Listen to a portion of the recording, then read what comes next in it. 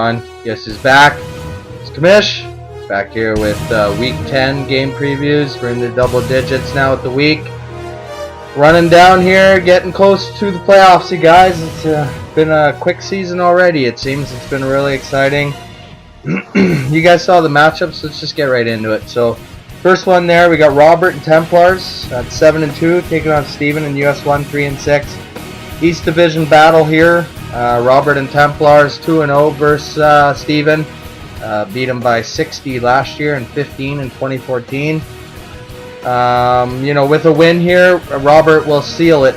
He'll win his second straight East Division title and would be rewarded a trophy. So we'll see if he can get his second straight East Division crown. The only person stopping him from doing that is obviously Steven, who really is just hoping to change his fortunes for next year, which kind of seems to be a reoccurring theme for Steven. Next up, we got Ryan and Deuce Bombers, 6-3, taking on Brandon and the Deflator at 5-4. Ryan still in the playoff race, and I mean, you got to look at it. I mean, should get a win here. Deflator is not even setting his lineup anymore. We already know he's out of the league next year. The team's pretty much dormant now. Bad addition to the League of Champs, but obviously some new owners will come up, will change all that. You know, a question I have for you, Ryan, is why have you not added a tight end though? Again, like the commish says, you got to stay competitive all year, and I'm just shocked. I know there's not too many good tight ends out there, but still, a guy's probably going to put up 2-3 points for you as opposed to 0. So, just wondering why you haven't added a tight end there. We'll see if you add one this week. Next up, we got Brian in the 12th man, sitting at 7-2 versus Luke and Too Good for a Name, 5-4. 12th man finally got a loss. He lost again to the commish. The commish seems to have his number. For Luke and Too Good for a Name, you know, the guy went on there boasting about how he still thinks the Bell trade worked out for him. I'm not seeing that compared to Elliot's numbers, so I'm not quite sure what you're smoking. But, you know, looking at it, this one's kind of fun, you know, because obviously the 12th man's a Seahawks fan. Too Good for a Name has Tom Terrific starting against the Seahawks, so we'll see if he's able to put up big numbers against them and be the difference. You know, for you, Luke, though, like I say, you went on there saying you're going to catch up to me. You faced Templars last week, now 12th man, so you're finally meeting some tougher competition, and we're going to see what your results are. Obviously a must-win here, but it doesn't get any easier against Brian. Next up, Krista and Storm, 5-4, taking on George and Pack Attack, 2-7. These two teams met 2 years ago. Pack Attack beat Krista by about 47 points, so he is 1-0 versus her. Obviously, two teams in opposite directions, so Krista still with a chance to win the division with a win here. Keep pace at least, at the very least. We'll see how that injury to Derrick Henry is going to affect the running game for her. And then for George, you know, lineup is straight up awful. Worst one in the league, worst points for. Obviously thinking about next year, but the guy's got a slew of picks for next year. Obviously looking to change his fortune for next year. Lucky it wasn't a survival year for him, otherwise he would have been gone probably. Next up, we got Milan and Haha Dix sitting at 3-6 versus Mark and Luck Commander 2-7. Really, just not going to say too much about this one. Just two teams playing for pride at this point. I guess the question here will be, who is the biggest loser? Obviously, whoever loses this one is, you know, kind of been a joke this year, but obviously two teams looking to change next year. And Kamish still respects you guys. Obviously, two good owners still, despite the losing records. Next up, we got the Kamish and Stars at 6-3 versus Danny and Alright, so 3-6.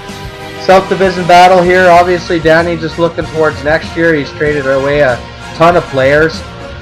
Again, I still question the draft picks he has, though. I mean, he's right. He did it right. You got to get 5 good keepers, but at the same time, you still need draft picks for next year for depth. And then for the commish, you know, I have made some trades here just before the deadline. Obviously, acquired Jimmy G last week. He paid off for me this week.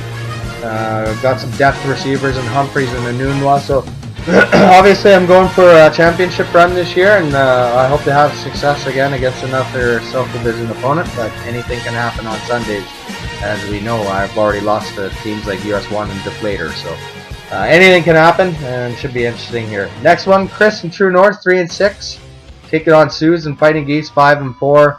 Two original owners, so the teams have met before. It's a split, 1 and 1.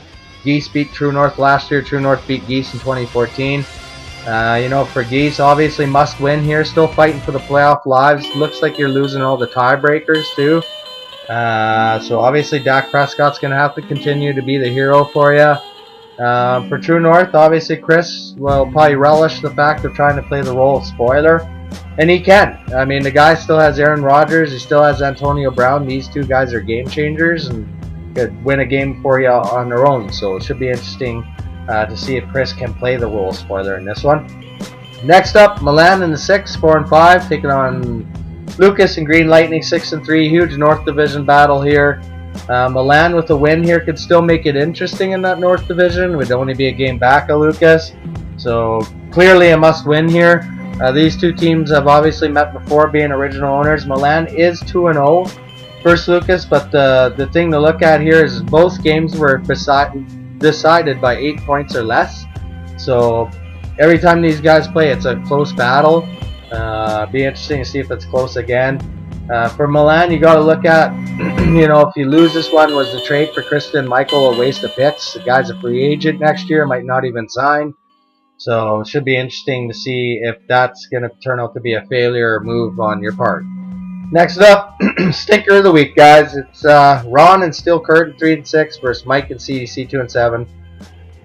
Really, both teams are out of the league next year, so all I'm going to say about this one is hashtag who cares. Next up, game of the week, big one here. Joshua Cry Phoenix 6 and 3. Taking on Gwevin and Monsters of the Midway 7 and 2. Huge West Division showdown here. It's funny. Looking at it, both teams, no quarterback. But obviously Monsters has just made the trade to get Cutler. So clearly he wants that division crown. Beat Cry Phoenix, obviously, to get a quarterback. We'll see if Joshua will add a quarterback here. Obviously still fighting for the playoffs, really. You lose this one, other teams win. It'll be interesting to see where the tiebreakers fall. So, huge game here. Obviously, might get desperate to try to add a quarterback. It'll be interesting to see if he does. And then for Joshua, you finally get Ladarius Green back by the looks of things. So hopefully, him as a keeper will finally pay off here down the stretch. It's going to be a beauty. It's going to be one that I'm going to be watching closely. And what can you say about that West Division? Again, it's just a logjam of unbelievable teams. It's been the Wild West Division, and it continues. So, anyways, that's all I got for now for this week, guys. Week 10, the last week here to try to get your last trades in. Obviously, a ton of trades have been made already, so it'll be probably slim pickings at this point.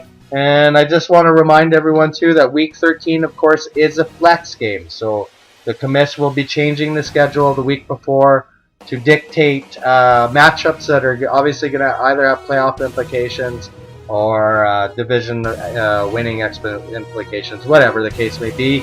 The commission will put the schedule together, and you will all need to know that obviously I'm going to be fair about it. So, anyways, good luck everyone for Week 10, and we'll see you on the field.